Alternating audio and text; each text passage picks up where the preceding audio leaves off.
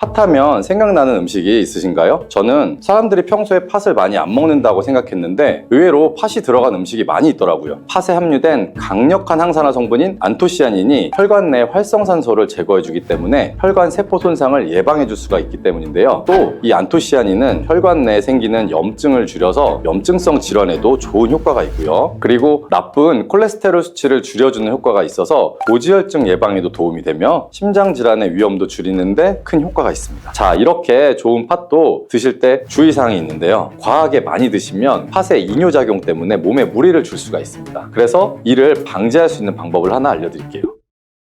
팥 이렇게 드시면 당뇨가 사라지고 뱃살이 쏙 빠집니다. 여러분, 겨울에 동지가 되면 우리가 무얼 먹나요? 바로 팥죽이죠. 또 겨울 간식으로 이 팥이 들어간 붕어빵, 호빵 같은 간식도 자주 먹는데요. 이 팥과 함께 먹으면 보약과 같은 효과를 만들 수 있는 식품들도 있고 또 잘못 먹으면 오히려 건강에 마이너스가 되는 음식도 있습니다. 그래서 오늘은 이 팥의 효능 8가지와 드실 때 주의할 점, 그리고 함께 드시면 좋은 음식 4가지에 대해서 알려드리겠습니다. 팥하면 생각나는 음식이 있으신가요? 저는 사람들이 평소에 팥을 많이 안 먹는다고 생각했는데 의외로 팥이 들어간 음식이 많이 있더라고요. 대표적인 음식은 시루떡이 있고요. 그리고 겨울에 간식으로 많이 먹는 붕어빵, 또 우리가 제과점에서 사 먹는 빵들에도 팥이 생각보다 많이 들어 있습니다. 또 여름에는 제일 좋아하는 팥빙수도 있고요. 겨울에는 동지가 되면 팥죽도 먹게 되죠. 자, 이런 팥 요리를 집에서 해 먹는 경우도 많은데 팥을 집에서 직접 삶을 때 혹시 소다를 넣고 삶는 분들 많지 않으시나요? 팥을 삶을 때 이 소다를 넣게 되면 팥의 색상이 더욱 선명해지고 팥을 더욱 부드럽게 해주어서 팥을 삶는 데 걸리는 시간을 줄여주기 때문인데요. 하지만 앞으로 절대 이 소다를 사용하지 마시기 바랍니다. 그 이유는 소다를 넣고 팥을 삶게 되면 팥의 영양소가 파괴가 돼서 우리가 팥의 좋은 성분을 모두 흡수할 수 없게 되기 때문이에요. 자, 그래서 어떻게 그런 팥 요리를 하는 게 좋은지 제가 말씀드릴게요. 자, 팥을 삶을 때는 먼저 흐르는 물에 깨끗이 세척해서 이물질을 모두 제거해 주시고요. 물에 담가서 한 4시간 정도를 충분히 불려주세요. 그렇게 해서 불린 팥을 물에 넣어서 삶아주시면 붉은색의 팥 삶은 물이 생기죠. 이 팥 삶은 물이 건강에 정말 좋다는 사실 알고 계실까요? 그 이유는 팥에 들어있는 사포닌이란 성분 때문인데요. 간혹 팥 삶은 첫 물에는 팥에 독소가 있어서 버려야 한다는 분들이 계시기도 하는데요. 이는 잘못된 정보입니다. 왜냐하면 팥 삶은 첫 물에 이 사포닌 성분이 가장 많이 들어있기 때문에 이거를 버리지 마시고 따로 담아두었다가 하루에 한두 잔씩 차로 드셔보시면 아주 좋아요. 자, 그럼 이제 팥의 효능에 대해서 말씀을 드릴 건데, 자, 첫 번째는 혈관 건강에 많은 도움이 된다는 겁니다. 앞에 말씀드린 팥물은 혈관 청소부라는 별명이 있을 정도로 혈관을 깨끗하게 해주는 효과가 있습니다. 그 이유는 팥에 함유된 강력한 항산화 성분인 안토시아닌이 혈관 내 활성산소를 제거해주기 때문에 혈관 세포 손상을 예방해줄 수가 있기 때문인데요. 또 이 안토시아닌은 혈관 내에 생기는 염증을 줄여서 염증성 질환에도 좋은 효과가 있고요. 그리고 나쁜 콜레스테롤 수치를 줄여주는 효과가 있어서 고지혈증 예방에도 도움이 되며 심장 질환의 위험도 줄이는데 큰 효과가 있습니다. 이뿐 아니라 조선시대 기록에 보면 이 팥물로 세안을 했다는 기록이 있습니다. 팥물로 세안을 하면 피부에 노폐물을 제거하는 데도 좋고 피부를 맑고 건강하게 해준다고 하네요. 비누가 없던 시절에 이 피부 건강을 위해 사용했던 선조들의 지혜가 정말 놀랍지 않나요? 자, 팥의 효과 두 번째는 당뇨병의 개선에 도움을 주는 겁니다. 2014년에 발표된 한 연구에서 팥을 섭취할 때 2형 당뇨병 환자의 혈당 수치와 인슐린 저항성이 개선된다고 도움이 되는 것으로 보고가 됐었습니다. 이 연구에서는 약 4주 동안 매일 팥을 섭취하게 했는데 당뇨 환자들의 공복 혈당 수치가 무려 평균 19.5%가 감소하였고 인슐린 저항성 또한 줄어든 것으로 나타나서 당뇨가 있거나 혹은 당뇨 예방에 필요하신 분들은 꼭 팥을 꾸준히 드셔보시기를 한번 권해드립니다. 자, 그리고 세 번째 팥의 효능은 몸의 부종을 제거하고 다이어트에 도움을 주는 겁니다. 자, 잘 보세요. 다이어트 하시는 분들 많으실 텐데요. TV에서 연예인들이 이 팥으로 다이어트를 해서 효과를 봤다고 했던 적도 있었고요. 한의학 책 중에 본초강목이라는 책에 보면 팥을 오랫동안 먹으면 여위고 마르기 때문에 살찐 사람이 먹는 것이 좋다라는 내용이 나옵니다. 그래서 우리가 밖에 일반 한의원에서 다이어트 처방을 할 때도 이 팥을 쓰는 경우들이 종종 있는데요. 그 이유는 바로 팥에 들어있는 칼륨 때문입니다. 팥에는 쌀의 10배 이상 그리고 바나나의 약 4배 이상의 아주 고함량의 칼륨이 들어있는데요. 이 칼륨이 몸 안에 나트륨 배출을 도와주기 때문에 당뇨 환자들의 신장 부담을 줄일 수가 있고요. 또 혈압 상승을 억제해주는 효과도 있습니다. 또한 이뇨작용이 있기 때문에 이를 통해서 몸의 부종을 줄여줄 수가 있는 거고요. 그래서 우리가 보통 이제 물살이라고 부르는 체질들이 있죠. 좀 잘 부으면서 살이 잘 찌는 분들인데, 이런 분들이 다이어트 할 때 이 팥을 이용해 보시면 아주 좋은 효과를 보실 수가 있습니다. 그래서 그에 대한 연구 결과도 있었는데요. 실험쥐에 팥 추출물을 먹여봤습니다. 그랬더니 근육 손실 없이 체지방 함량이 약 30% 정도가 줄었고 몸무게도 37%가 감소했다고 하네요. 뭐 사람과 완전히 똑같을 수는 없겠지만 분명히 팥이 체중 감량에 도움이 된다는 결과라고 볼 수가 있습니다. 자, 그리고 네 번째 팥의 효능은 변비를 개선하는 데 도움을 주는 겁니다. 팥에는 앞에서 말씀드린 사포닌뿐만 아니라 많은 양의 식이섬유가 들어있기 때문인데요. 사과에 비해서 약 10배나 많은 식이섬유가 들어있습니다. 굉장히 많은 양입니다. 그래서 팥을 섭취하게 되면 이 식이섬유가 장 운동을 활발하게 만들어주면서 또 대변도 부드럽게 만들어주고, 그래서 배변 자체가 좀 원활하게 될 수가 있고요. 또한 이 식이섬유는 장에 있는 유익균들에게 풍부한 먹이를 제공해주는 효과가 있는데요. 그래서 장내에 있는 유익균들의 증식에도 직접적으로 효과를 주게 됩니다. 이를 통해서 장의 전반적인 환경을 좋게 바꿔줄 수가 있고, 이것은 몸의 면역력의 향상과도 연결이 되기 때문에 우리가 뭐 요즘에 프로바이오틱스 유산균 제품들 많이 드시는데, 프로바이오틱스를 복용하실 때 이 팥을 함께 드셔보시면 그 효과가 더 커지는 것을 느끼실 수가 있을 겁니다. 자, 다섯 번째 팥의 효능은 탈모 예방에 도움을 주는 겁니다. 우리가 나이가 들게 되면 보통 이제 이 머리숱이 점점 줄어들고 머리가 빠지게 되면서 고민하시는 분들이 정말 많으신데요. 팥과 함께 천연 탈모약이라 불리는 수수를 함께 드셔보시면 이 탈모 예방에 큰 도움이 될 수가 있습니다. 자, 그 이유를 알려드릴게요. 그 이유는 바로 팥과 수수에 들어있는 비오틴이라는 성분 때문인데요. 이 비오틴은 모발의 모공에서 자라는 단계부터 이제 필요하고, 손상된 머릿결이 재생되는 데까지 관여하는 정말 중요한 성분입니다. 건강한 머릿결을 만드는 데 있어서 꼭 필요한 성분이라고 할 수 있고요. 이 비오틴이 만약에 몸속에서 이제 부족해지면 머리카락이 얇아지면서 성장이 잘 안 되게 되고, 또 많이 빠지면서 두피 건강 자체가 떨어지게 됩니다. 그리고 두피가 건조해질 수도 있고요. 가려움증이 생기면서 탈모를 가속화시킬 수가 있는 거죠. 그런데 팥에는 이 비오틴뿐 아니라 모발 성장에 도움이 되는 아미노산 또한 풍부하고, 아까 말씀드린 수수에는 미네랄 성분이 풍부하기 때문에 이 머리카락을 건강하게 유지하는데 아주 직접적으로 도움을 주게 되고요. 또한 팥과 수수에 함유된 항산화 물질들이 머릿결을 상하게 하는 프리라디칼 성분을 중화시켜 줄 수가 있기 때문에 전반적인 머리카락 건강에 큰 도움을 줄 수가 있습니다. 그리고 여섯 번째 팥의 효능은 쌀을 주식으로 하는 우리나라 사람에게 꼭 필요한 탄수화물 소화를 도와주는 것입니다. 이는 팥에 함유되어 있는 비타민 B의 역할 덕분인데요. 이 비타민 B는 탄수화물, 단백질, 지방을 에너지로 변환시켜서 우리 몸에 충전해주는 역할을 합니다. 또한 신경 전달 물질인 뉴로트랜스미터의 합성에 관여해서 이 뇌신경을 건강하게 하는 데에도 도움을 줍니다. 팥을 잘 섭취하시면 뇌를 건강하게 해서 치매 예방에도 일정 부분 효과를 받으실 수가 있는 거죠. 자, 앞에서 팥과 함께 먹으면 좋은 음식이 수수가 나왔었죠. 하나 더 말씀드릴게요. 바로 호박입니다. 호박은 기본적으로 여러 가지 영양 성분들이 풍부하지만 호박에는 비타민 B가 없기 때문에 호박과 팥을 함께 드시면 서로의 부족한 부분을 채워주는 효과가 있고요. 또한 호박에도 소화 기능을 개선해주는 기능이 있어서 팥과 함께 드시면 그 시너지 효과가 생기게 됩니다. 그리고 팥처럼 호박에도 이뇨작용이 있는데요. 팥과 호박의 이뇨작용은 과정은 조금 다릅니다. 팥은 몸속의 부종, 노폐물, 독소를 빨아들인 다음에 이것을 배출해주는 이뇨작용을 하고요. 호박은 신장에서 만들어지는 호르몬의 분비를 억제해서 이뇨작용을 촉진하게 되는데, 이렇게 되면 신장에 과다하게 축적되는 수분을 배출하는 역할을 해줄 수가 있기 때문에 더 도움이 될 수가 있습니다. 자, 일곱 번째 팥의 효능은 빈혈을 개선하는 데 도움을 주는 겁니다. 보통 우리 몸에 철분이 부족해지면 빈혈 증상이 나타나게 되죠. 어지럽고 두통이 생기거나 또 몸에 힘이 없어서 체력이 떨어지는 이런 증상들이 나타나게 되는데, 팥에는 앞에서 얘기했던 단백질, 식이섬유, 칼륨, 비타민, 비오틴뿐만 아니라 바로 칼슘과 철분이 아주 많이 풍부합니다. 팥에 함유된 철분의 함량이 우유의 약 100배나 된다는 사실 알고 계셨나요? 그래서 팥을 드시면 철분 부족으로 인한 빈혈을 개선하는 데 도움이 되기 때문에 빈혈이 있으신 분들은 꼭 기억하시면 좋겠습니다. 자, 여덟 번째 팥의 효능은 스트레스를 줄여주는 데 도움을 주는 겁니다. 팥에 함유된 비타민 B가 이 신경계를 안정화시켜주는 효과가 있기 때문에 우리가 스트레스를 받을 때 오는 여러 가지 증상들을 줄여줄 수가 있고요. 또 팥에는 마그네슘의 함량도 높은데요. 마그네슘 또한 신체의 스트레스 반응을 조절하는 데 아주 중요한 역할을 해줍니다. 생깁니다. 그래서 팥 속에 들어있는 이 마그네슘을 통해서도 스트레스를 받았을 때 우리 몸이 회복되는데 도움을 받을 수가 있는 겁니다. 그리고 팥에는 복합 탄수화물도 풍부한데요. 이 복합 탄수화물은 천천히 소화가 돼서 우리 몸의 급격한 이 혈당 상승을 방지해주고 일정한 에너지 공급을 유지하는데 도움이 됩니다. 이는 우리가 스트레스 상황에서도 안정적으로 에너지 공급을 유지할 수 있게 해줘서 스트레스를 관리하는데 도움이 될 수가 있습니다.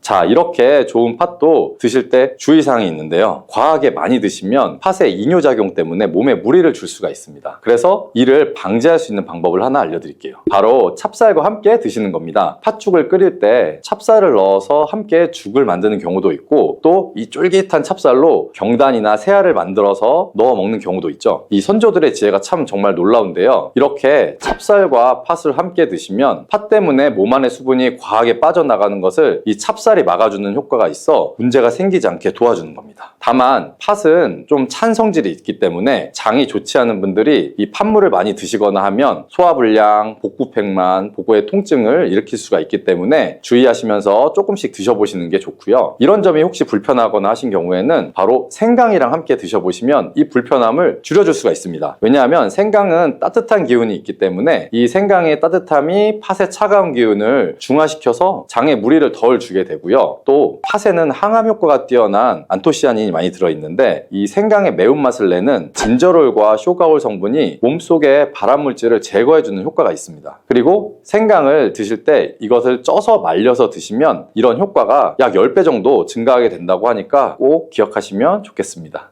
많은 현대인들이 두려워하는 질병 중 하나가 암일 건데 이 암도 췌장암, 유방암, 위암, 간암, 폐암 등등 종류도 굉장히 많은데 실제로 위암 발병률을 1.19배 높이고 역류성 식도염으로 이어질 확률도 높다고 해요. 위는 당연히 무리할 수밖에 없고 이런 식사가 지속적으로 반복이 되면 우리 위는 쉽게 지치고 상처를 입게 돼요. 건강한 습관이 항상 나를 만든다. 건강한 삶을 원하시면 지금 바로 구독을 눌러주세요. 전 세계 위암 발병률 1위, 전 세계 대장암 발병률 1위 대한민국. 듣기만 해도 내 건강에는 이상이 없는지, 어떻게 하면 예방할 수 있는지 걱정스러운 생각이 꼬리에 꼬리를 물기 시작하는데요. 현대인들이 가장 두려워하는 질병은 과연 무엇일까요?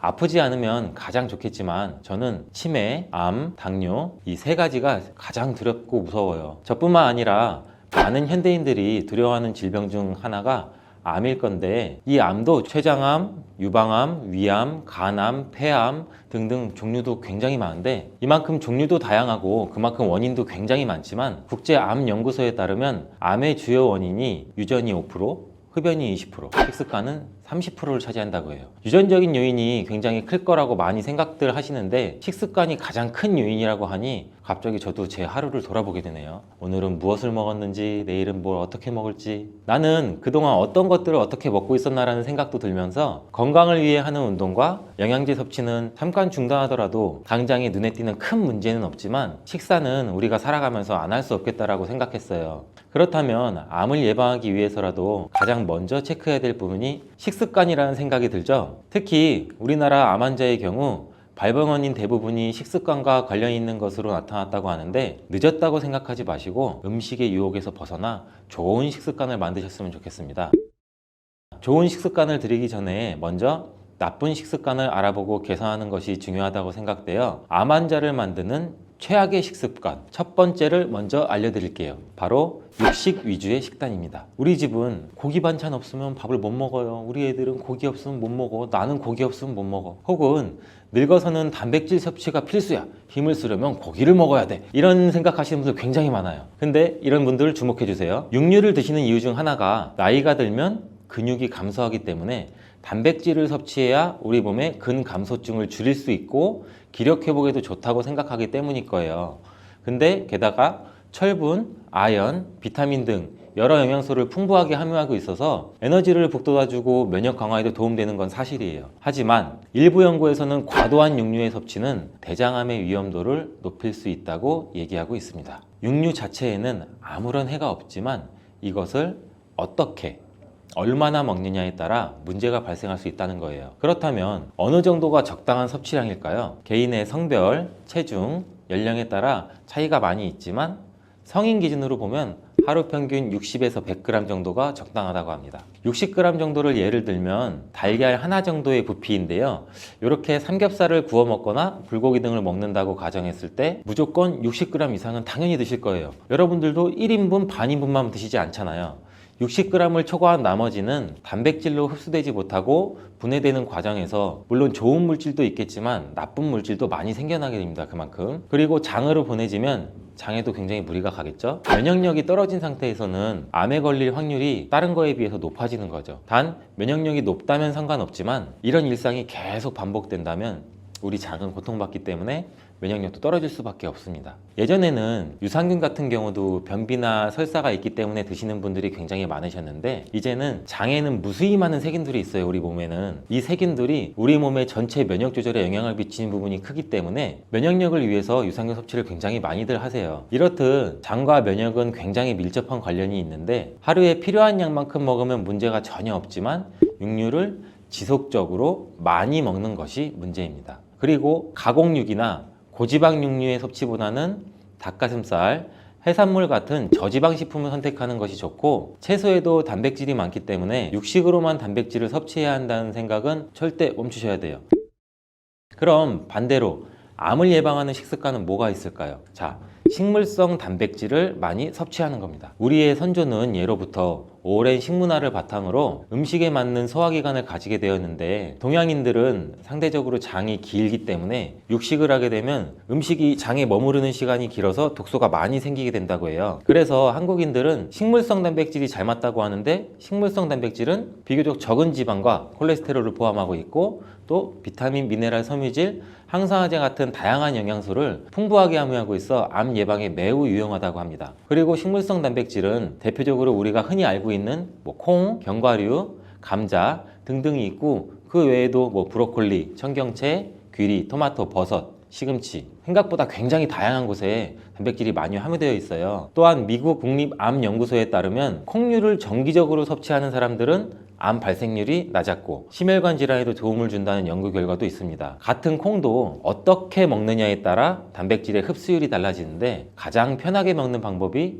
우리가 흔히 많이 마시는 두유로 마시거나 두부로 만들어 먹는 건데 이 방법은 약 65% 정도만 흡수가 되고 나머지는 흡수가 잘 안 된다고 해요. 이 콩을 발효시키게 되면 흡수율이 무려 95% 이상 늘어나기 때문에 된장, 청국장, 낫또 이런 정도로 발효된 식품으로 드시는 게 가장 좋고 콩에 들어있는 이소플라본이라는 성분과 콩 단백질이 발효가 되면서 만들어내는 펩타이드라는 성분이 결합하여 암 억제 효과를 가져오는 것이에요. 이런 기전이 있는데 이러한 발효식품들을 적절히 섭취하게 되면 장 건강과 면역력 향상에도 도움을 주기 때문에 암과 싸울 수 있는 힘이 우리 몸에서 생겨난다고 하는 것입니다. 이렇듯 콩의 이소플라본 성분이 유방암을 또 악화시킨다는 이야기도 있는데 최근에는 이게 미국 국립암연구소에서 발간하는 국제학술지 캔서 스펙트럼에 게재된 내용을 보면 콩에 들어있는 이소플라본을 자주 섭취한 여성은 유방암 재발 위험이 약 26%로 더 낮았고 폐경 여성은 유방암 재발 위험이 28% 감소했으며 에스트로겐 수용체 양성 유방암 생존자의 경우 또 유방암 재발 위험이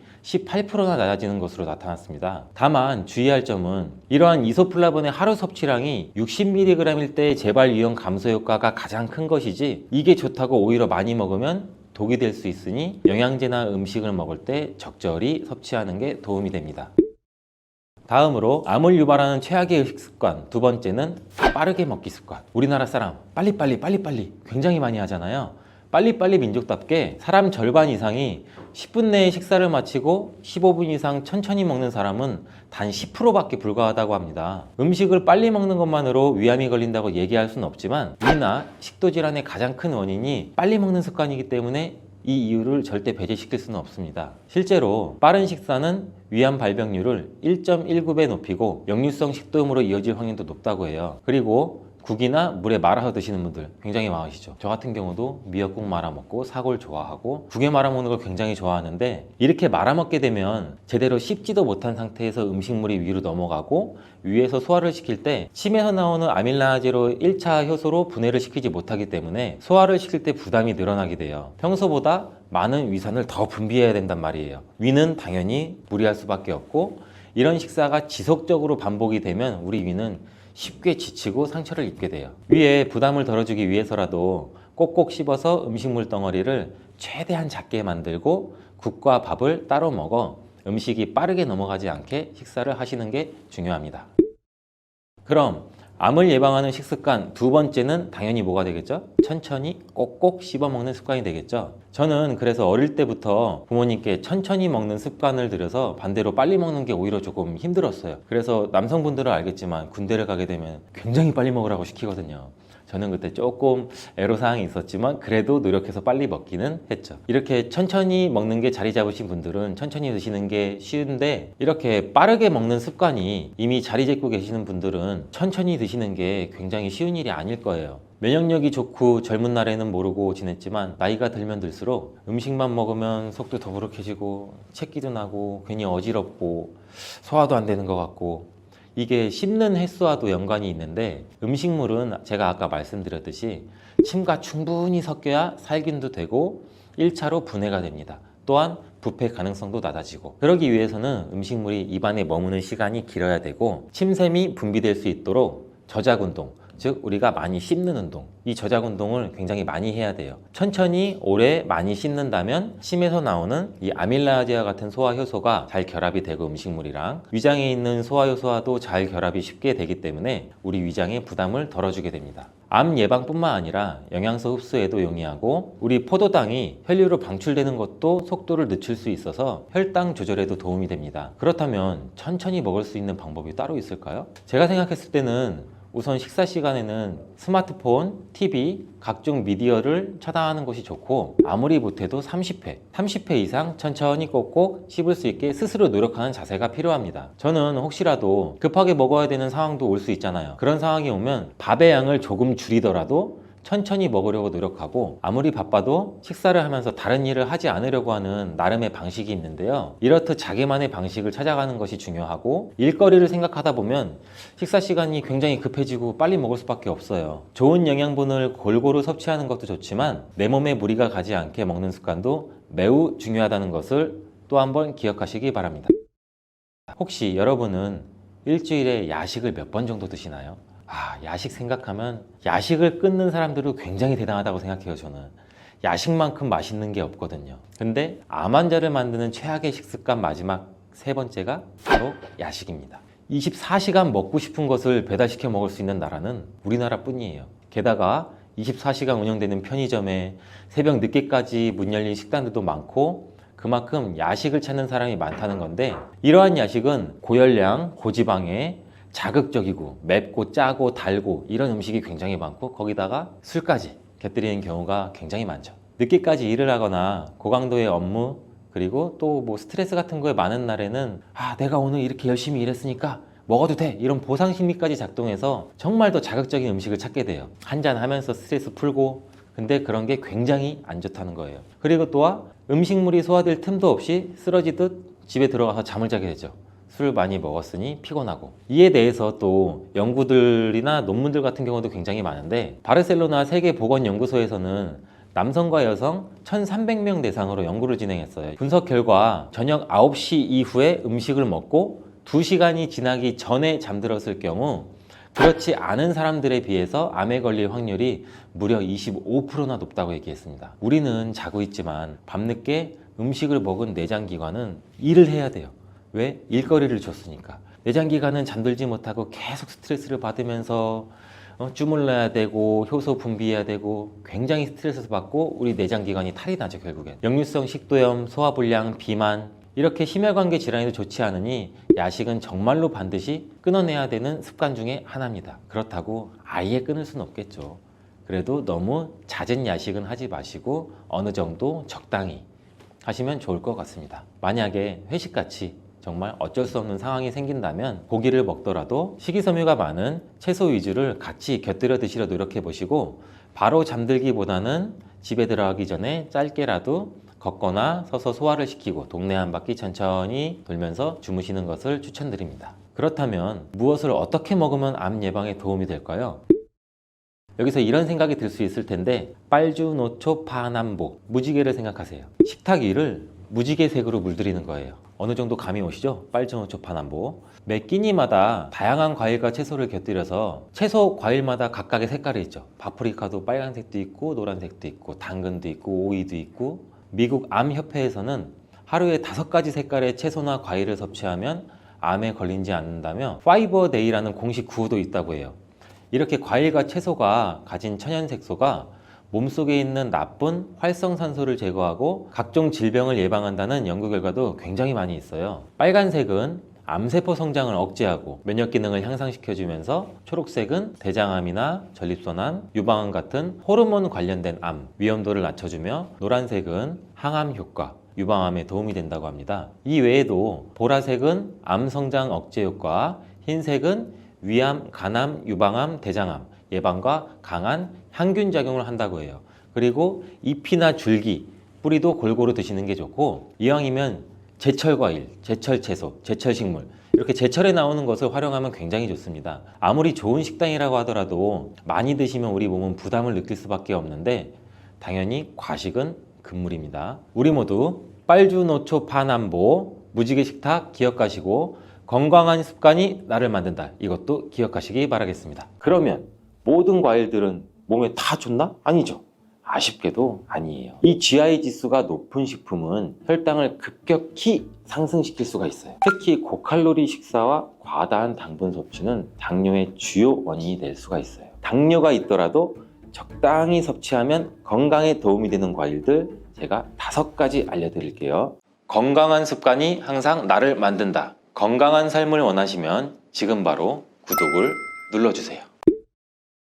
당뇨가 걱정이라면 바로 이 과일을 드셔야 됩니다. 형형색색의 과일들은 우리의 눈과 입을 즐겁게 하죠. 또 계절마다 다른 제철 과일들을 손꼽아 기다리기도 하고요. 저도 과일만 생각하면 과일 킬러라서 지금도 입에 침이 고이네요. 또 요즘에는 외국에서 나오는 이름이 생소한 과일들도 굉장히 마트에서 쉽게 찾아볼 수 있잖아요. 저녁 반찬, 저녁장 보러 마트에 가면은 신선한 과일들도 많고 이렇게 맛 좋은 과일들 맛있다고 혹시 마음껏 많이 드시고 계시지는 않아요? 아니면 반대로 혈당이나 당뇨가 걱정돼서 일부러 멀리하고 나 한 조각만 먹을 거야. 혹시 이렇게 하세요? 아니죠. 당뇨가 걱정되시는 분들, 이미 당뇨가 있으신 분들한테 유용하고 중요한 과일에 대한 정보를 제가 지금 바로 알려드릴게요. 과일을 어떻게 먹는지에 따라 우리의 건강에 큰 차이를 만들 수가 있어요. 이 과일은 맛이 굉장히 좋잖아요. 그리고 비타민, 미네랄, 식이섬유, 항산화 물질 굉장히 풍부하죠. 우리의 건강에 매우 중요한 역할을 해요. 이런 과일들이. 다양한 과일에는 몸에 좋은 영양소가 굉장히 많은데 예를 들어 비타민 C가 풍부한 과일은 면역력을 높여주고 항산화 물질이 풍부한 과일은 우리 몸에 세포 손상을 막고 노화 방지에도 도움을 주고 또 과일에 포함된 이러한 식이섬유는 우리 소화 건강을 돕고 혈당 조절에도 중요한 역할을 하는데 그러면 모든 과일들은 몸에 다 좋나? 아니죠. 아쉽게도 아니에요. 개개인에게 맞는 과일을 선택하는 기준을 잘 살펴보고 우리가 먹어야죠. 과일을 선택할 때 중요한 지표 중 하나가 GI라고 불리는 당화지수랑 GL이라고 불리는 당 부하지수예요. 이 두 지표는 우리가 과일을 굉장히 많이 섭취했을 때 우리 몸에 혈당에 미치는 영향을 알려주는 수치라고 보시면 돼요. 어디선가 우리도 GI 하는 GI 지수라고 들어보신 적 굉장히 많으시죠? 이게 칼로리보다 이 GI 지수가 중요하다는 말 한 번쯤은 들어보셨을 거예요. 당화지수, 즉 이 GI 지수는 우리 식품이 혈당을 얼마나 빨리 올리는지를 나타내는 지표인데 이 GI 지수가 높은 식품은 혈당을 급격히 상승시킬 수가 있어요. 반면에 GI 지수가 낮은 식품은 천천히 혈당을 올리기 때문에 우리가 음식을 섭취하면서 당뇨 관리에 조금 더 유리하다고 보시면 돼요. 그리고 당 부하 지수, 즉 GL 지수는 GI 지수와 식품에 포함된 탄수화물의 양을 고려한 지표인데 말이 어렵죠. 쉽게 말해서 GI 지수는 각 그램에 대한 혈당 지수라면 GL 지수는 한 번 먹는 1회 분량으로 계산된 양에 대한 혈당 지수예요. 그래서 이 지수가 실제 혈당 반응을 더 정확하게 반영한다고 볼 수 있어요.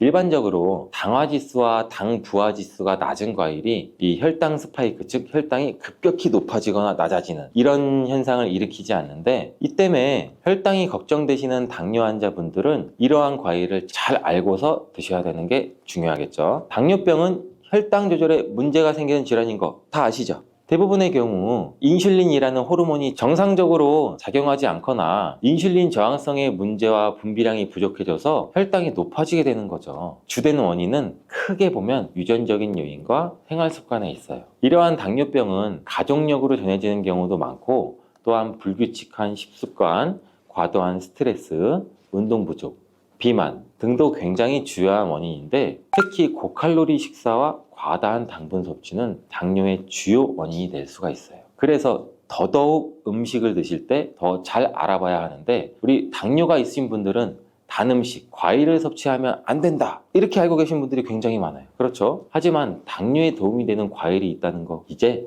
이 당뇨에 좋은 과일들을 한번 알아볼게요. 당뇨가 있더라도 적당히 섭취하면 건강에 도움이 되는 과일들 제가 5가지 알려드릴게요. 첫 번째는 블루베리입니다. 이 블루베리는 대표적인 당뇨에 좋은 과일로 잘 알려져 있는데, 그 이유가 아까 설명드린 GI 지수가 낮기 때문이에요. 이 GI 지수가 낮다는 것은 쉽게 말해 혈당을 급격하게 올리지 않는다는 뜻인 거, 우리 다 이해하셨죠? 그래서 블루베리는 당뇨 환자들이 섭취하기에 굉장히 좋은 과일이에요. 블루베리는 또 항산화 성분이 굉장히 풍부해서 우리 몸의 세포 손상을 예방하고 염증을 줄이는 데 도움도 돼요. 특히 이 블루베리 껍질에 풍부하게 함유된 안토시아닌이라는 항산화 물질은 혈당을 조절하는 데에도 긍정적인 영향을 미치고, 또한 우리 눈 건강에도 굉장히 도움이 많이 되기도 해요. 이 블루베리는 식이섬유도 많고 우리 몸의 소화 속도를 늦추고 혈당 상승도 완만하게 만드는데, 이 블루베리를 생으로 신선하게 먹거나 요거트나 샐러드에 추가해서 먹으면 굉장히 맛있게 드실 수가 있어요. 하지만 과유불급, 블루베리도 당분이 함유되어 있기 때문에 하루 한 줌 정도만 드시는 걸 추천드리겠습니다. 당뇨에 좋은 과일 두 번째, 키위입니다. 이 키위는 저혈당 지수 과일이면서 식이섬유가 굉장히 풍부해서 우리가 혈당 조절에 굉장히 좋은 과일인데, 이 키위에 포함된 수용성 섬유질은 소화를 늦추고 혈당 상승을 억제하는 효과도 있어요. 또한 비타민 C랑 칼륨이 풍부해서 면역력 강화랑 심혈관 건강에 도움을 줄 수도 있는데, 이 키위에는 항산화 물질인 폴리페놀과 카로티노이드가 포함되어 있어서 세포 보호 및 염증 완화에도 굉장히 좋은 영향을 미치게 됩니다. 하지만 우리 모두 키위 역시 너무 많이 드시면 안 되겠죠. 제가 항상 말씀드리잖아요. 너무 많이, 과하게는 절대 안 됩니다. 하루에 1개 정도 섭취하면 좋은데, 이 키위는 간편하게 껍질을 벗기고 바로 섭취할 수도 있잖아요. 껍질을 안 벗기고, 저도 마찬가지로 귀찮아서 반 딱 자르고 수저로, 티스푼으로 파서도 깔끔하게 먹을 수가 있어요. 바쁜 일상 속에서도 간편하게 먹을 수가 있어서 굉장히 많은 사람들이 좋아하는데, 하지만 이제부터는 키위의 껍질을 까지 않고 한번 드셔보세요. 어떻게 키위 껍질을 까지 않고 먹어?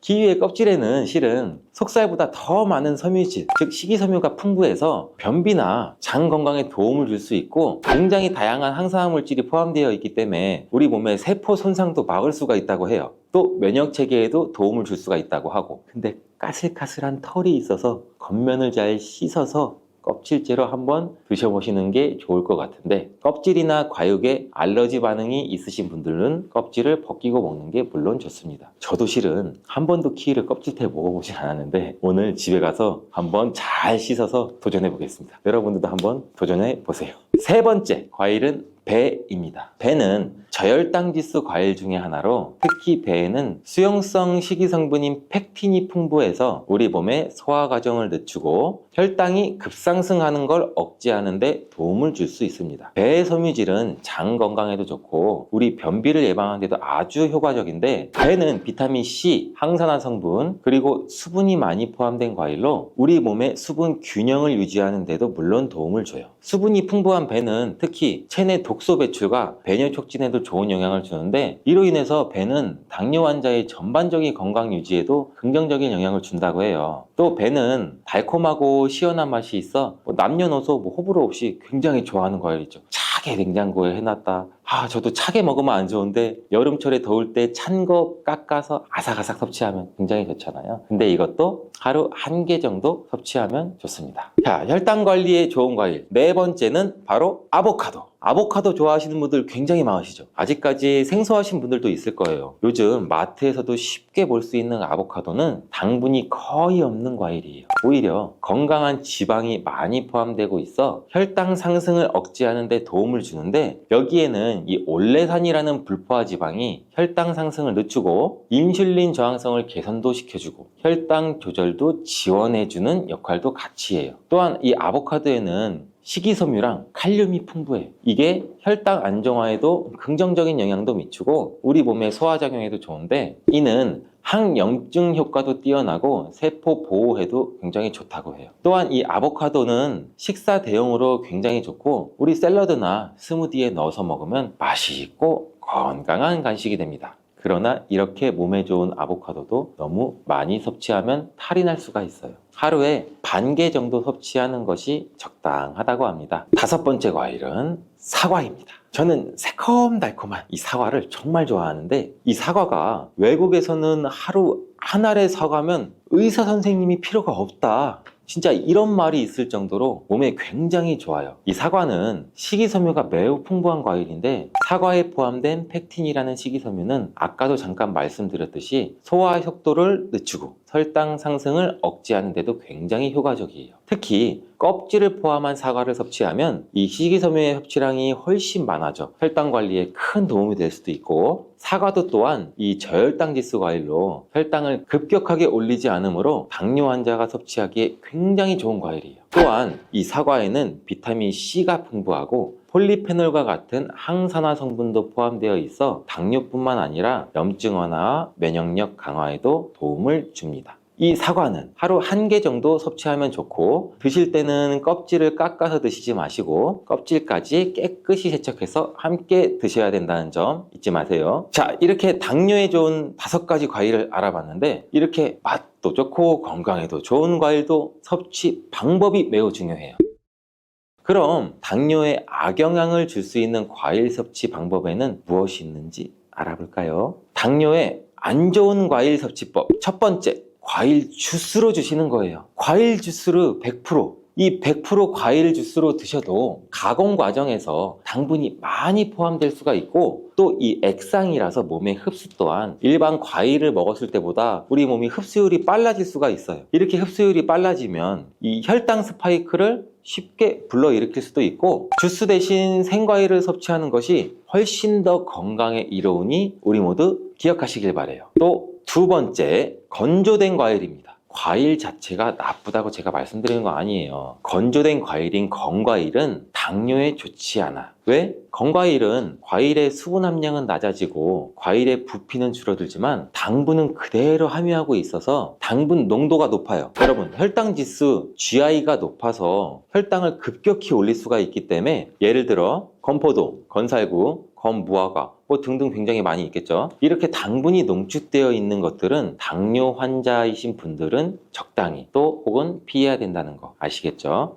3번째, 가공된 과일입니다. 이 가공된 과일을 피하는 것이 굉장히 좋은데, 이 가공된 과일이란 뭐냐? 통조림에 들어있는 과일. 이렇게 가공된 과일 굉장히 맛있잖아요. 통조림 복숭아, 생각만 해도 군침이 돌고, 통조림 요새 화채 만들 때 여러 가지 과일 있는 수박 넣고 통조림 까서 그 안에 있는 과일 부어서, 생각만 해도 침이 고이죠. 이 과일 통조림은 과일 주스 시럽이 함께 들어있는 경우가 많아서 당분이 농축되어 있어요. 이 당분이 농축되어 있어 혈당을 급격하게 올릴 수가 있기 때문에 과일을 섭취할 때는 신선한 과일 그 자체로 섭취하는 것이 굉장히 중요합니다. 몸에 안 좋은 과일 섭취 방법이 이것 말고도 중요한 것이 또 있는데 바로 알려드릴게요.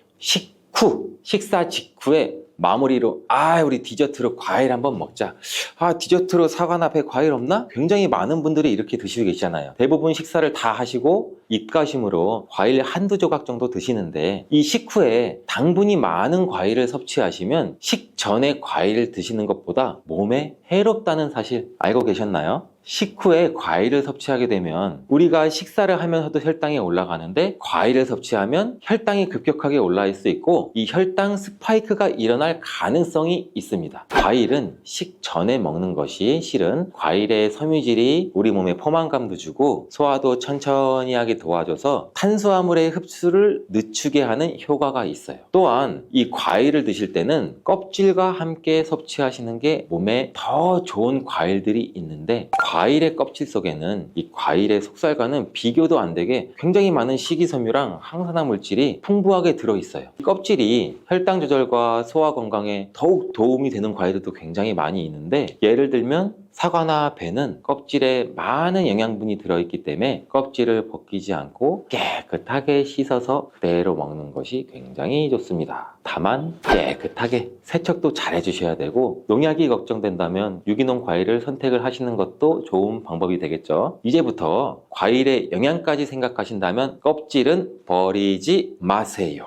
마지막으로 섭취 방법과 함께 중요한 건 과일을 드실 때의 양을 꼭 조절해야 된다는 겁니다. 제가 계속 말씀드렸죠. 양, 적정량. 그럼 맛있는 과일을 한번 먹기 시작하면 배가 부를 때까지 드시지는 않나요? 물론 그런 경험 굉장히 많을 거예요. 저도 마찬가지고. 근데 과일은 이렇게 자연적인 당분을 포함하고 있기 때문에 적당량을 섭취하는 것이 굉장히 중요한데, 하루에 한두 개가 적당해요. 일반적으로 보면 이것도 과일 종류에 따라 달라서 굉장히 주의를 해주셔야 됩니다. 맛있는 과일 계속 저절로 손이 가더라도 손이 가요, 손이 가. 건강한 몸을 위해서 참고 너무 많이 먹지 않도록 주의하세요. 건강한 몸을 위해서 건강한 습관이 나를 만든다. 오늘도 꼭 기억해 주세요. 검은콩이 건강에 좋다는 사실 모두 다 알고 있을 텐데, 특히 내장 지방을 없애서 뱃살을 빼는데 좋다고도 알고 계시는 분들도 있으실 거예요. 그런데 정작 우리의 뱃살은 빠지지 않고 콜레스테롤 수치도 낮아지지도 않는데, 그건 바로 먹는 방법에 문제가 있기 때문이에요. 물론 검은콩은 몸에 좋은 역할을 하는 효능도 많이 있지만, 어떻게 먹느냐에 따라서 오히려 몸에 독이 될 수도 있고 반대로 효능을 극대화시킬 수도 있어요. 그래서 검은콩에 대해 아주 잘 알고 드셔야 됩니다. 그렇다면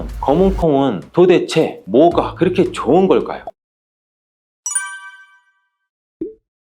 검은콩과 이것을 함께 드시면 혈관이 살아나고 내장 지방도 줄어들게 됩니다. 검은콩 드실 때 제발 이렇게 드세요. 그래야 내장 지방도 녹아내리고 치매도 예방할 수 있어요. 검은콩이 건강에 좋다는 사실 모두 다 알고 있을 텐데, 특히 내장 지방을 없애서 뱃살을 빼는데 좋다고도 알고 계시는 분들도 있으실 거예요. 또한 검은콩은 혈관에 쌓이는 콜레스테롤 수치도 낮춰주는 효과가 있다고 하는데, 그래서 볶아서도 먹고 밥에 넣어서도 많이 드시지 않아요? 그런데 정작 우리의 뱃살은 빠지지 않고 콜레스테롤 수치도 낮아지지도 않는데, 그건 바로 먹는 방법에 문제가 있기 때문이에요. 물론 검은콩은 몸에 좋은 역할을 하는 효능도 많이 있지만, 어떻게 먹느냐에 따라서 오히려 몸에 독이 될 수도 있고 반대로 효능을 극대화시킬 수도 있어요. 그래서 검은콩에 대해 아주 잘 알고 드셔야 됩니다. 이미 잘 알고 계시는 것처럼 검은콩은 대표적인 블랙푸드예요. 물론 검은 깨와 흑미도 요새 건강식으로 굉장히 많이들 찾으시는 식품인데, 이 블랙푸드라는 게 말 그대로 껍질이 검정색이라서 블랙푸드인데, 그렇다면 검은콩은 도대체 뭐가 그렇게 좋은 걸까요? 검은콩의 효능 중에 첫 번째는 항산화 효과예요. 검은콩에는 이 플라보노이드라는 강력한 항산화 성분이 풍부하게 들어있는데, 이 플라보노이드는 식물세포에 존재하는 물질로 항산화 작용을 통해서 우리 몸이 산화되고 산화 스트레스를 줄여주는 역할도 해요. 산화 스트레스라는 게 뭐냐면, 우리 몸의 세포가 손상되는 원인 중에 하나로 환경적인 요인도 있고 염증, 그리고 우리 몸의 자연적인 대사 과정에서 발생되는 스트레스라고 생각하시면 돼요. 이러한 산화 스트레스로 인해서 우리 몸에 활성산소라는 물질도 생겨서 세포가 손상되고 노화를 일으키고 다양한 질병도 만들 수가 있는 거예요. 근데 검은콩에 들어있는 이러한 항산화제인 플라보노이드는 우리 몸의 세포의 손상도 예방시켜주고 우리 몸의 이 산화 스트레스도 줄여줘요. 노화를 느리게 하고 심장질환, 암, 알츠하이머 이런 질병과 같은 여러 가지 질병의 위험을 줄이는 데도 도움이 되는데, 그렇기 때문에 검은콩은 플라보노이드 함량으로 인해 우수한 항산화 식품으로 많이 알려져 있습니다. 검은콩의 효능 이 두 번째는 혈당 조절에 좋습니다. 이 혈당이란 간단히 말하면 우리 몸에서 음식을 소화하면서 만들어지는 당을 말하는 건데, 이 당이 우리 몸의 에너지를 만드는 데는 꼭 필요해요. 혈당이 없으면 안 돼요. 우리 몸은 죽어요. 근데 또 당이 너무 많아지게 되면 몸에 나쁜 영향을 미칠 수가 있죠. 그래서 우리 몸은 이 당을 잘 조절을 해야 돼요. 그렇다면 이 검은콩이 어떻게 혈당을 조절하는 걸까? 바로 이 검은콩 안에는 단백질과 식이섬유가 많이 들어있는데, 이 단백질은 우리 몸을 튼튼하게 하고 만드는 데 도움을 주고, 식이섬유는 포만감을 느끼게 해서 먹는 양을 줄일 수 있게 도와줘요. 여기서 이 식이섬유 역할이 굉장히 중요한데, 이 식이섬유는 당이 너무 빨리 우리 몸에 흡수되는 걸 막아줘요. 이렇게 되면 당이 천천히 몸에 흡수돼서 혈당이 급격하게 오르는 것을 막아주게 되겠죠. 그럼 검은콩의 세 번째, 콜레스테롤 수치 조절입니다. 이 검은콩에 콜레스테롤 수치를 낮추는 데 도움이 된다고 알려져 있는데, 이 콜레스테롤은 우리 몸이 필요로 하는 지방 중에 하나인데, 이게 너무 많으면 혈관을 막아 심근경색이나 뇌혈관 질환 등등 일으키는 원인이 되겠죠. 근데 검은콩에 들어있는 식이섬유는 우리 몸에서 콜레스테롤을 흡수하는 걸 줄여주는 역할도 해요. 그 중에서 특히 검은콩에 들어있는 이 용해성 식이섬유라는 것은 콜레스테롤과 결합을 해서 이걸 바깥으로 배출되는데 도움을 주죠. 이거 말고도 검은콩에는 이 불포화 지방산이라는 건강한 지방도 풍부하게 들어있어요. 이 불포화 지방산은 나쁜 콜레스테롤인 LDL 콜레스테롤을 줄이고 좋은 콜레스테롤인 HDL 콜레스테롤을 늘려주는 역할도 해요. 이렇게 해서 우리의 심장 건강을 유지하는 데 도움을 줄 수가 있겠죠. 검은콩의 효능 네 번째는 눈 건강에 좋아요. 검은콩에는 눈 건강에 도움이 되는 여러 가지 영양소가 들어있는데, 그 중에서도 이 루테인과 지아잔틴은 눈 건강에 특히나 중요한 역할을 한다고 굉장히 많이들 알고 계시잖아요. 이 루테인과 지아잔틴은 이 우리 눈의 황반 부분에 많이 존재하는 영양소인데, 이 황반은 우리가 선명하게 볼 수 있게 해주는 중요한 부분이에요. 루테인과 지아잔틴이 이 황반을 보호해주고 황반 밀도를 유지시켜서 눈의 노화를 막아주고 블루라이트와 같은 UV 파장의 빛으로부터 보호하는 역할도 같이 하게 되죠. 특히 이 루테인과 지아잔틴은 황반 변성이라는 눈 질환을 예방하는 데 도움을 굉장히 많이 주는데, 황반 변성은 우리가 나이를 먹으면서 발생할 수 있는 눈의 질환으로서 이 증상이 심해지면 시력도 나중에는 잃게 만드는 주요 원인 중에 하나라고 해요. 자, 검은콩의 다섯 번째는 뼈를 튼튼하게 만들어줘요. 이 검은콩은 뼈 건강에 도움이 되는 여러 가지 영양소를 함유하고 있는데, 그 중에서도 칼슘과 마그네슘이 뼈 건강에 키 중요한 역할을 하죠. 먼저 칼슘은 우리 뼈와 이를 지탱하는 치아를 만드는 주요한 성분이기도 하는데, 우리 몸의 다른 중요한 기능들, 예를 들어서 심장 박동, 신경 전달에도 굉장히 중요한 물질이에요. 이러한 중요한 칼슘이 검은콩에는 풍부하게 들어있어서 꾸준히 섭취하면 뼈를 튼튼하게 해주는 탁월한 식품이라고 할 수가 있죠. 그리고 마그네슘도 뼈 건강에 중요한 역할을 하는 미네랄인데, 이러한 마그네슘은 칼슘이 우리 뼈에 제대로 흡수되는 것을 또 도와주기도 하죠. 또한 마그네슘은 뼈의 구조를 유지하는 데도 필요하고 뼈를 강하게 만드는 데도 도움을 줄 수가 있어요. 검은콩의 효능 여섯 번째는 피부 노화를 막아주는 효능이 있어요. 이 검은콩에 들어있는 비타민 E, 아미노산, 그리고 항산화 성분이 이 피부 건강에 특히 중요한 역할을 해요. 먼저 비타민 E는 피부를 보호하는 데 중요한 역할을 하는데, 이 비타민 E가 피부의 수분을 유지하는 데도 도움을 주고 피부의 재생을 지원하고 피부의 표면을 건강을 유지하는 데 필요한 지방산을 보호하는 역할까지 같이 해줍니다. 이것뿐 아니라 검은콩에 들어있는 아미노산은 우리 몸의 단백질을 만드는 데 필요한 성분인데, 이게 왜 피부에 좋냐면, 우리의 피부는 대부분 콜라겐이라는 단백질로 이루어져 있는데, 바로 이 콜라겐은 피부의 탄력을 유지해줘서 항상 탱탱한 피부로 보이게 되는 거죠. 또한 이 검은콩에는 아미노산도 풍부하게 들어있는데, 아미노산도 콜라겐 생성에 도움을 줄 수가 있어요. 검은콩의 효능 일곱 번째는 치매를 예방하는 효능이 있어요. 이 검은콩에는 오메가3 지방산이라는 불포화 지방산이 들어있는데, 이 오메가3 지방산은 우리 몸이 스스로 생성하지 못해요. 식품을 통해서 섭취해야 되는 필수 지방산인데, 이 오메가3 지방산이 뇌 건강에 매우 중요한 영향이 있다는 게 중요한 포인트예요. 이 우리 뇌는 약 60%가 지방으로 이루어져 있고, 이 중에 대부분이 오메가3 지방산인 DHA로 구성되어 있어요. 오메가3가 뇌세포막을 구성해서 이 신경 전달 물질의 생성과 기능에 관여도 하고, 또 학습 능력과 기억력도 향상시키는데 굉장히 큰 도움을 준다고 해요. 또한 이는 뇌에 있는 염증을 줄여주고 뇌세포도 보호하게 되는 역할도 하는데, 이것은 뇌의 노화를 자연스럽게 막아주고 뇌질환도 예방하는 데 도움을 줄 수 있다는 거죠. 결국 이러한 오메가3 지방산은 치매와 같은 뇌질환의 위험을 감소시키는데 매우 효과적이라고 할 수가 있어요. 검은콩의 효능 여덟 번째는 흔히 알고 있는 탈모 예방에 탁월해요. 검은 콩에는 모발에 영향을 주는 비타민 B 성분이 풍부하고 모발의 성장에 필수 성분인 이 시스테일이라는 물질이 가득한데 이 성분들이 혈액순환에도 도움을 줘서 탈모도 예방이 되고 이 흰머리, 새치가 생기는 것도 막아주는 모발 건강에 정말 좋은 성분이라고 할 수 있어요. 정말 검은 콩의 효능 어마어마하지 않아요? 그러니까 나이가 들면 들수록 꼭 드셔야 되는 음식이라고 생각하고 드셔야겠죠.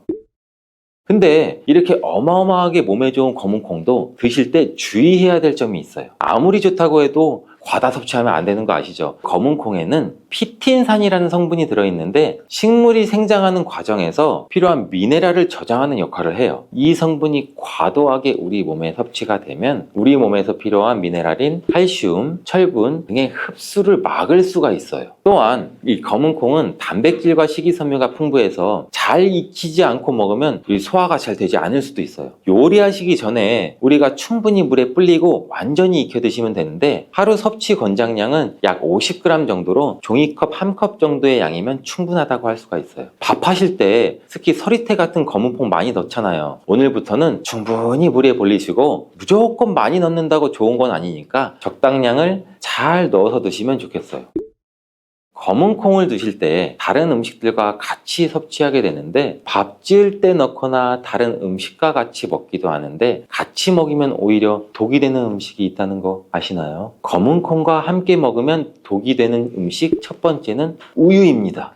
유명한 검은 콩 두유도 있는데 무슨 소리를 하고 계시는 거예요? 이러신 분들도 많을 거예요. 어떤 분들은 우유에 콩을 넣어서 이런 식으로 갈아 드시는 분들도 굉장히 많아요. 이게 오히려 몸에 안 좋은 영향을 미칠 수 있다는 가능성을 가지고 있다는 걸 말씀드리고 싶은 거예요. 왜냐하면 검은 콩과 우유를 동시에 섭취하면 피틴산과 칼슘 사이에 상호작용이 발생할 수가 있는데 검은 콩 안에 들어가 있는 피틴산 성분이 이 식물이 생장하는 과정에서 필요한 미네랄을 저장하는 역할을 한다고 말씀드렸잖아요. 그래서 이 성분은 우리 몸에서 필요한 미네랄인 칼슘, 철분 등의 흡수를 방해할 수가 있어요. 반대로 우유는 칼슘의 주요한 공급원이고 우리 몸에선 칼슘이 뼈와 이를 구성하게 되죠. 신경이나 근육, 혈액응고 등에도 꼭 필요한 성분이고 근데 피틴산이 풍부한 검은 콩과 칼슘이 풍부한 우유를 같이 먹으면 이 피틴산이 칼슘의 흡수를 막아서 우유의 영양소가 그나마 제대로 흡수가 되지 않을 수가 있어요. 같이 드시면 절대 안 되거나 나쁘거나 큰 영향을 미친다는 것이 아니라 각각의 영양소 섭취 목적으로는 따로 먹는 걸 추천드린다는 거예요. 오해하시면 안 돼요. 검은 콩과 함께 먹으면 독이 되는 음식 두 번째는 토마토입니다. 왜냐면 토마토가 콩의 단백질 흡수를 방해하고 소화도 어렵게 만들 수 있는 산성이기 때문인데 토마토의 산성 성분이 단백질의 흡수를 방해하면 콩에 충분히 들어있는 단백질이 몸의 흡수가 오히려 더 안 될 수가 있겠죠. 콩의 영양 가치가 아무런 의미가 없게 되는 상황까지 올 수가 있다는 거예요. 또한 토마토의 산성 성분은 이미 단백질이 풍부하고 소화하기 어려운 콩을 더욱 소화하기 어렵게 만들 수도 있다고 하는데 그렇지 않아도 나이가 들면 신진대사도 활발하지 않고 소화 기능도 떨어지는데 우리가 소화 불량은 일부러 만들 필요까지는 없겠죠. 검은 콩과 함께 먹으면 독이 되는 음식 세 번째, 달걀입니다. 달걀에는 비타민 A가 풍부하게 들어있는데 비타민 A는 우리 몸의 면역 시스템을 강화시켜주고 시력을 유지하는 데도 필수적인 성분이에요. 세포의 성장과 분열에 중요한 역할도 하고 검은 콩에는 또 트립신이라는 아미노산도 들어있는데 이 트립신은 우리 몸이 단백질을 만드는 데 필요한 중요한 구성 요소이기도 해요. 신경전달 물질인 세로토닌과 멜라토닌의 생산에도 필수적인 아미노산인데 그렇다면 달걀의 비타민 A와 검은 콩의 트립신이 함께 섭취가 되면 어떨까요? 이 둘 사이에 화학적 상호작용이 발생해서 이 소화 과정에 영향을 미칠 수가 있어요. 이 상호작용은 우리 몸의 단백질의 소화를 방해하거나 지용성 비타민의 A의 흡수를 저해할 수도 있는 거죠. 또한 이 트립신은 소화 효소의 활성을 저해하는 특성도 가지고 있어요. 따라서 트립신이 풍부한 검은 콩과 비타민 A가 풍부한 달걀을 함께 섭취하면 좋은 영양소를 흡수를 못하는 가능성도 가지고 있어요. 우리 앞으로는 무심코 검은 콩과 같이 먹었을 때 독이 되는 음식은 같이 안 드셨으면 좋겠습니다.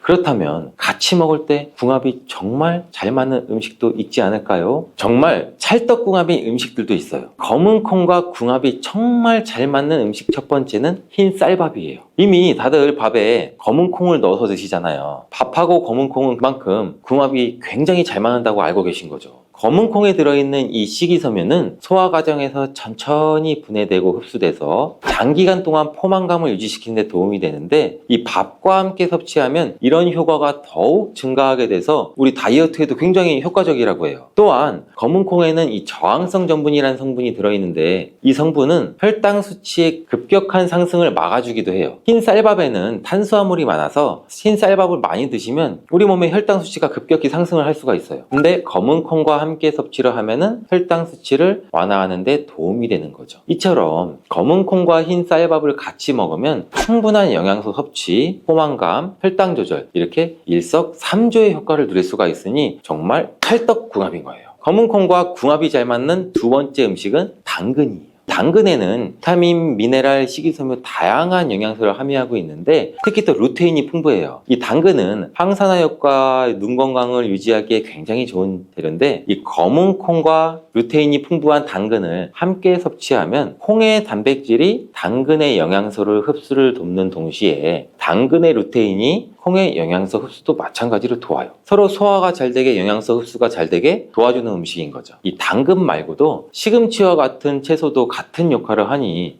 식사하실 때 당근이 들어간 음식이나 시금치 나물 같은 음식들을 같이 드시면 효과가 정말 좋을 거라고 생각돼요. 검은 콩과 궁합이 정말 잘 맞는 음식 세 번째는 닭고기예요. 검은 콩은 식물성 단백질의 좋은 원천이라고 알고 계실 거예요. 근데 식물성 단백질은 동물성 단백질에 비해 이 필수 아미노산 비율이 적어요. 이 필수 아미노산은 우리 몸이 스스로 생산할 수 없는 아미노산의 일종이고, 반드시 음식을 통해 섭취해야 되는 성분이에요. 닭고기는 동물성 단백질의 좋은 원천이고 모든 필수 아미노산을 골고루 함유가 되어 있어요. 따라서 검은 콩과 닭고기를 함께 섭취하면 두 가지 종류의 단백질이 서로를 보완하게 되는데, 이렇게 함께 섭취하면 검은 콩에는 얻을 수 없는 이 필수 아미노산을 닭고기에서 오히려 보충할 수가 있겠죠. 반대로 동물성 단백질을 섭취할 때보다 식물성 단백질의 섭취 비율을 늘려주는 건 우리 심혈관 건강에도 정말 좋은 효과를 볼 수가 있습니다.